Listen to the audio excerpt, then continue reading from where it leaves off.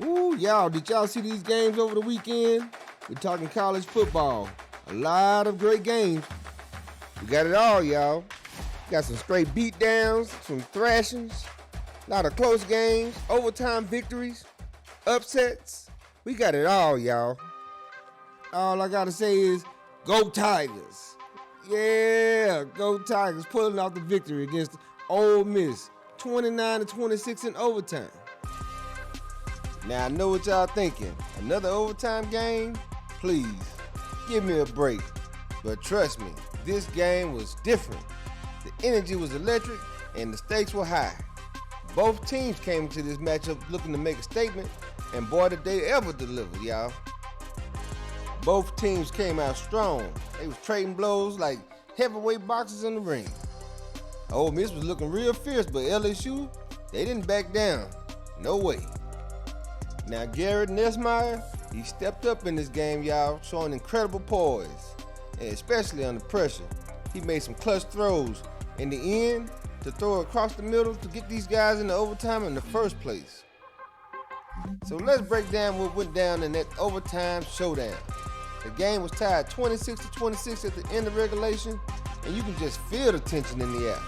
I mean, hey, this is college football at its finest. Two SEC powerhouses battling it out, and it all came down to the extra period.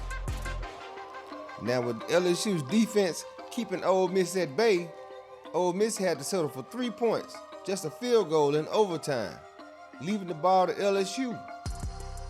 And then just like that, the LSU quarterback Nussmeier throws the ball to one-on-one Lacey deep in the right corner of the end zone. A back shoulder fade, back shoulder pass, and the ball seemed like it hung in the air forever. Long story short, Lacey comes down with that ball, y'all, and the crowd went wild. I'm telling you, LSU fans were jumping up and down, and the energy in the stadium was electric. It's moments like this that make college football feel so special. Hey, this was such a great game. Great game by both teams. Great effort by both teams. For all you Ole Miss fans out there, I know it's tough to swallow a loss like this, especially after putting up such a good fight. But hey, that's college football for you. There's always next week to bounce back, and you never know what's going to happen in this unpredictable sport. Yep, and that's just like this next game. We had a Titan heavyweight matchup between Oregon and Ohio State. Oregon toppling the Ohio State Buckeyes 32-31 by 1 point. Pretty close game. If you ask me, you had Howard over here with Ohio State passing for 326 yards and Gabriel passing for 341 yards. It was neck and neck. But hey, somebody had to win and somebody had to lose. Great matchup. I'm sure Ohio State will bounce back from this, but with this victory, Oregon is looking to push forward and move up in the standings.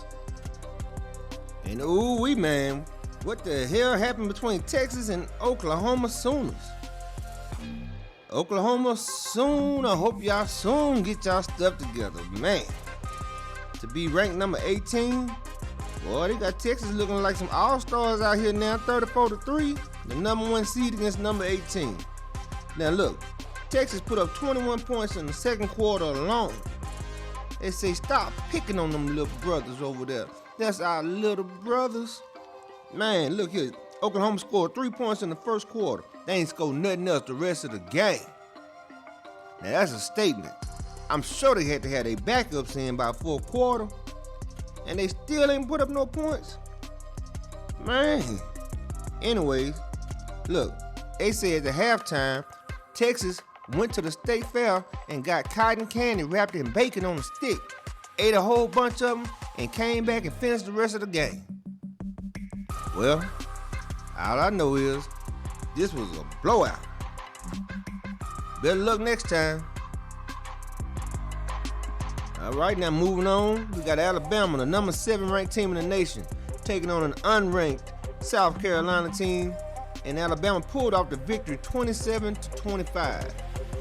But their fans are all in a frenzy because they're not used to beating teams like this with such a close margin. As a matter of fact, everyone thinks that Alabama should have lost this game the way they played. And if you look at the stats, I can see why. The South Carolina won in total yards, 374 to 313 from Alabama. They had more first downs, 23 first downs and 20 first downs for Alabama. They also led in time of possession, which was 31 minutes and 40 seconds to Alabama's 28 minutes and 20 seconds. But the game looks like it came down to turnovers. So we got 4 turnovers for South Carolina and 2 for Alabama. And look, I get it. You want your team to come out there and win. You especially want them to win against teams like South Carolina. And you're probably wondering, if they're struggling with South Carolina, what are they going to do against the teams like LSU, Georgia, all the top teams in the league? Texas Longhorns. Hey, I don't see Nick Saban come through that door no time soon. So y'all can get over it and lick your chops and get back in there. We got a long season ahead. Don't be scared now. Moving on. All right, now we got Penn State taking on USC Trojans, winning 33-30 in overtime by 3. And that showed resilience to remain undefeated because, look, they were down 20-6 at halftime to USC. So that takes a lot of grit and resilience to bounce back. Not only that, to hold USC to only 10 points in the second half. So, look, they remain undefeated.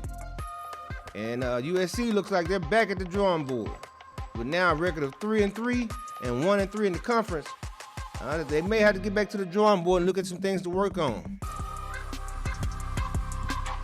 And the other game goes as follows. We got Arizona State pulling off an upset against Utah, the number 16 ranked team in the nation, beating them 27-19. Now, hey, either one was overrated or one was underrated. Right now, it's looking like Arizona State was underrated. Maybe they should be number 16 in the nation. That's what they trying to say. Maybe we should be the ones at number 16 in the nation. Hey man, go ahead and plant your flag. Show us what you're made of. Either way, Utah didn't have enough to get over the hump on this game.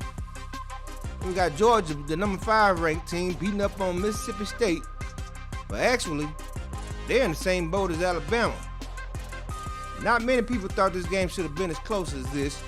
Not only that, Mississippi State Bulldogs put up 31 points on the Georgia Bulldogs.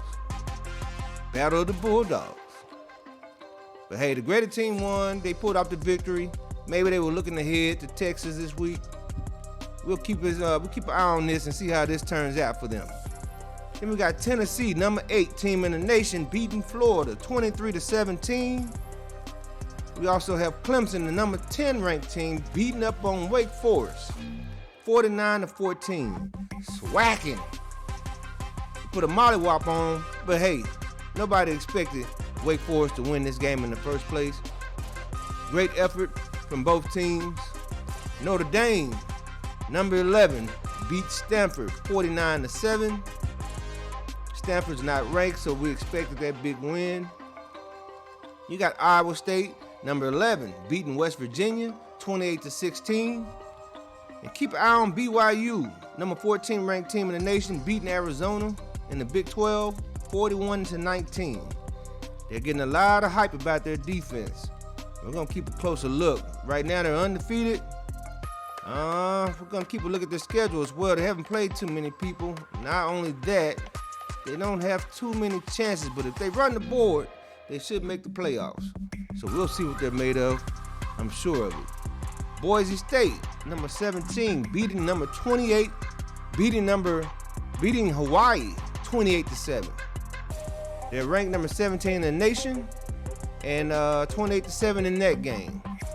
Now Colorado lost to Kansas State 31-28. Hey, Mama said there'll be days like this.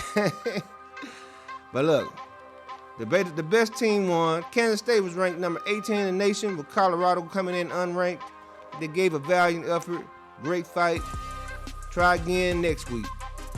And then we got Missouri, number 21 in the nation, beating Massachusetts 45-3. I don't even know why they played this game. UMass, I think they're more of a basketball school, but 3 points in the second quarter only. They're 1-6 and 1-2 at home. I wonder who they beat. Anyways, Missouri won that game 45-3. We got Cal losing to Pitt 17-15, and Illinois beating Purdue 50-49. Great games, y'all. Great games. Right now, we just covered this week's college football games, and we'll be right back here next week to cover all the top games from next week as well. Comment below and let us know what you think your team is going to do. Like, share, and subscribe to the channel. And thank you for watching LFM Sports Podcast. See you next week.